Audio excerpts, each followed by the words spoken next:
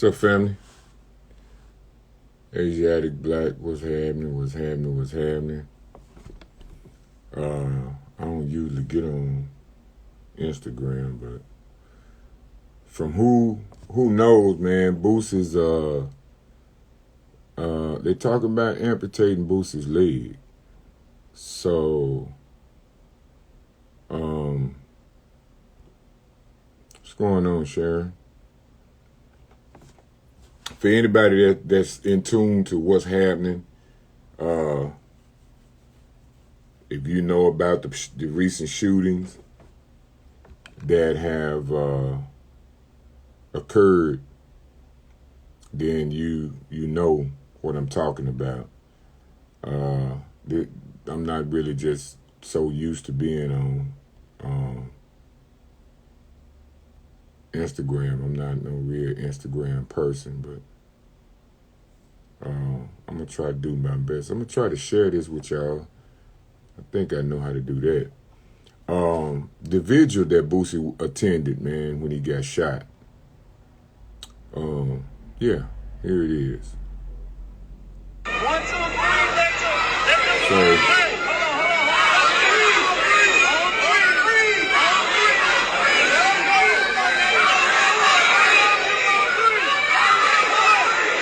this is what happened at the vigil, balloon release. And then later on, the next day rather,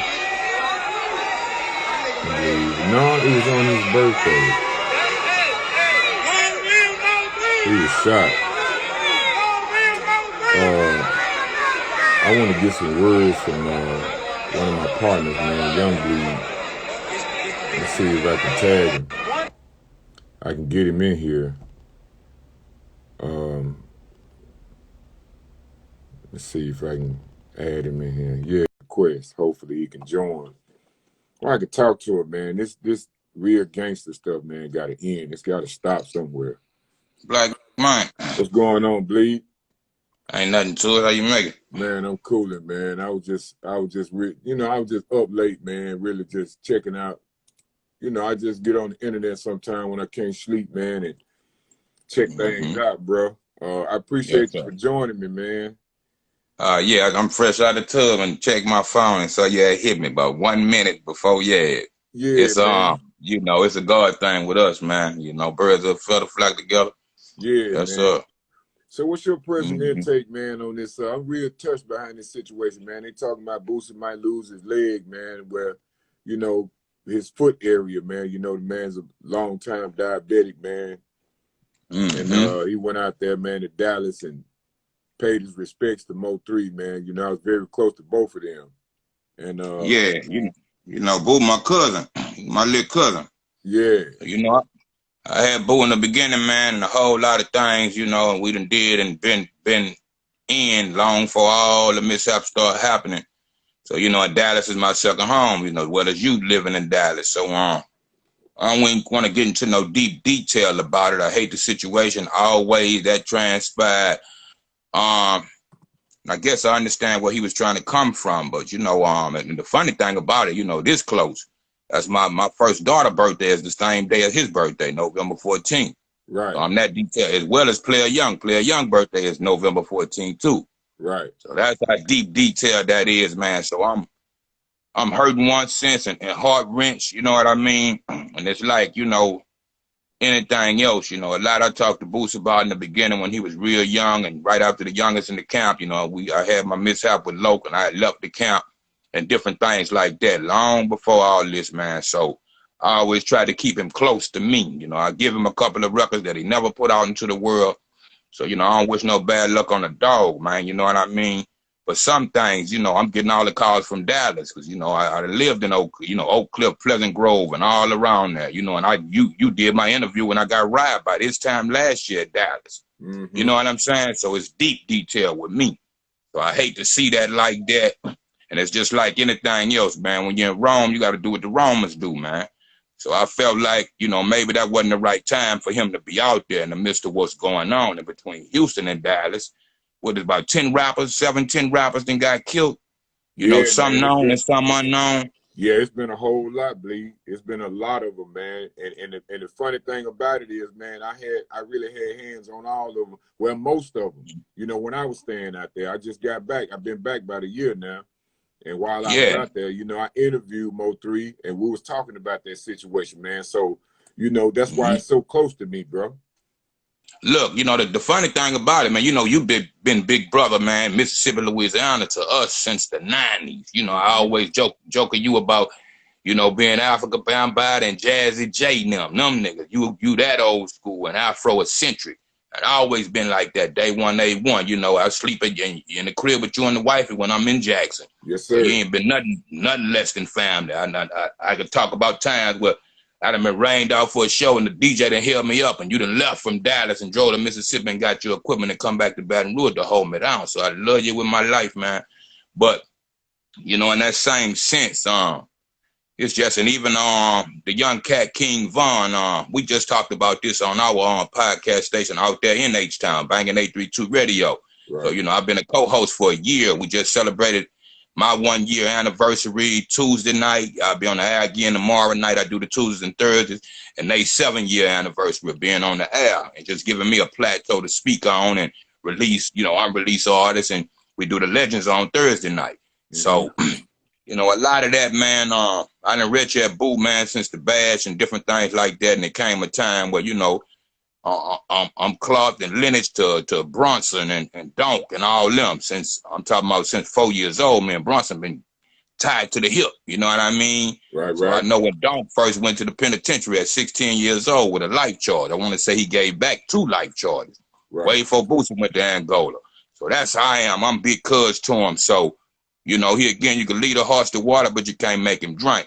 So I always been there for him. Anytime he called for me, from Louisiana to Baton Rouge to Detroit to Dallas to Shreveport, there's so many ways. You know, rest in peace to Bleak. That Ivy was my little homie.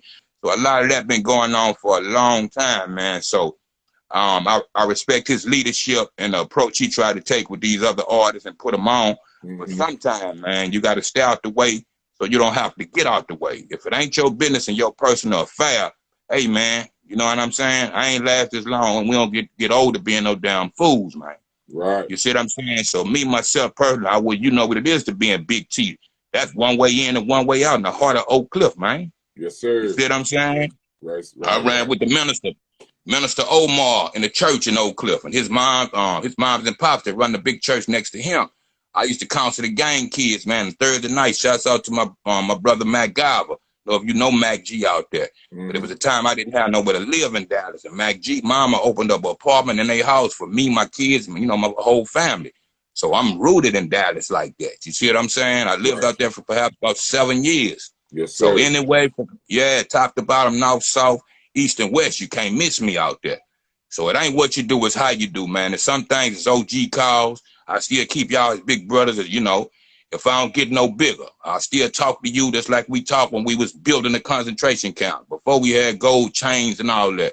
So it's a way to do things, you know what I mean? And like I say, I'm neither nor, you know, but I'm rooted, you know, both sides of the red. Right. But anytime, you know, them kids give an ear, you know, to save them from the streets, you know, and, you know, going into the effort of mentioning timeless music. What make me so relevant now is you can put on how you do that there. My first verse before you get to the written version, I say, young niggas still dying, man. Right. Before we get to Black Lives Matter and all, I've been yelling this, Black. You see what I'm saying? Yes, sir. So I always kept an open heart and an open mind to all the youngsters. I grab kids when I do tours and put them on tour buses, and I ain't never known that don't have mamas and daddies. As long as I'm in their city, I kidnap their little ass and make them stay with me and do what Pimp C say. I tell them something good. It's on you to take that, you know what I mean, as a grain of salt or walk away with it. So at the end of the day, we got our own individuality and personal decision. So I believe he made a bad decision, wrong time, wrong place. Yes, and that happened with him. So my heart go out to my little cuz, man, despite of and all that.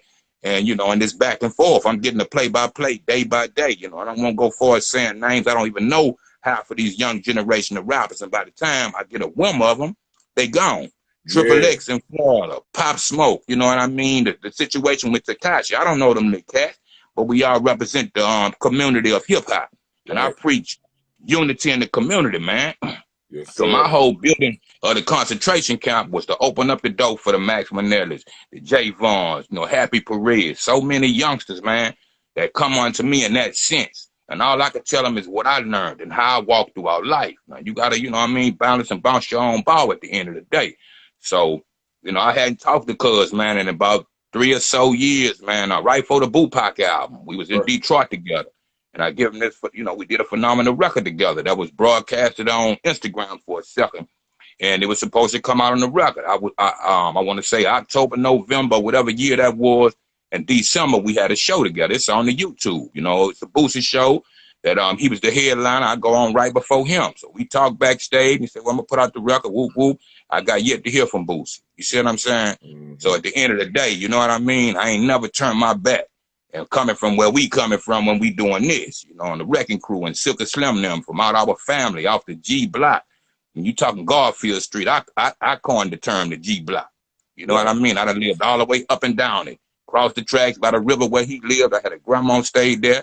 A grandma stayed in the middle. You see what I'm saying? And all the way down to the hole when you talking Garfield Street. So that hit home in a real way. You see what I'm saying? I've been running with Uncle Darryl and all them long time ago. In the game, I come up in the game like that, in the other part of the game. Right. You see what I'm saying? Right. So, I could only speak on it so far where that's concerned. Yeah. But without direct with him, I don't want to put no salt and downplay him and none of that. I don't wish you, like I said, I don't wish death and none of that kind of mishap on the dog, man. You know what I'm saying? So at the end of the day, like I say, man, wrong place, wrong time, Black. I hate what's going on. Yeah, bro. I want to link up with you, man, on your podcast, man, and we need to get on my platform and do another one as well, man, and kind of talk to these youth, man, and get some words, some encouraging words they way, bro.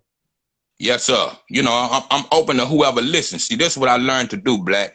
I quit playing Jehovah Witness and going to the door and beating it across their head. And, they know I come to the house. When I first put Boosie in my ride, I could tell you a story about that before. He was driving cars. Mm-hmm. And he had his little mishap with Loke in the concentration camp. I stuck my head, my neck, and my heart out there for him. You see what I'm saying? Well, because, man, you know what me and Loke was. Real bitter left field. And we was at that point. And he come about, you know what I mean, rekindling the new rapper, just like I was the fresh rapper at the time. A few years after that with the youngest in the camp. So I picked Booster up personally and talked to him. And about a week or so after that, they reconciled their differences and everything was cool. So Loke went to jail and the trio picked him up. Shots out to Turk and Mail. So I ain't speaking from the outside. I'm talking individual, me one-on-one with every last one of them. Right. When I moved to Dallas, I was living off of either Forest Lane, somewhere around on North Dallas, Ardelia, Forest Lane, up in that way. And one of my guys, man, if anybody know about Grifter in Dallas, man, shouts out to World Fame, Free World Fame, from what I hear. That's my OG out that way. So Fame had a label called Grifter Records, and anybody told you Fame was kind of like the Lit J of Dallas with the guerrilla marketing, and they just wasn't birthed on international records, but was traveling international around the world and doing different things. So we became best of friends, and he did so much for me while I was living in Dallas. You know what I mean? Mm-hmm. And saying that to say this, man, just so much come to mind when I think about that. It's that vivid. What I was talking about was Grifter, Small Soldier, one of my homies from Grifter. And I was in a hotel, and he come to me one morning, and he said, man, come to the crib with me. And he pulled up the computer when Nussie, passed away or was murdered, more or less, in our city.